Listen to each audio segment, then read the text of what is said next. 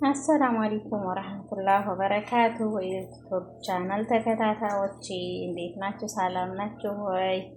ዛሬ የምንሰራው እንደዚህ ነው። ድጃጅ እንደ ጥብስ ነው።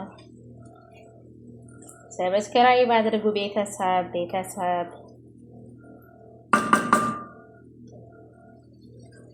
ዝላይን እጨምራለሁ።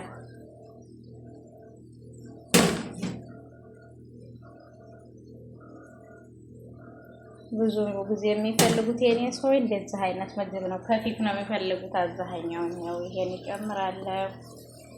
ቅመም ጨምሬያለሁ።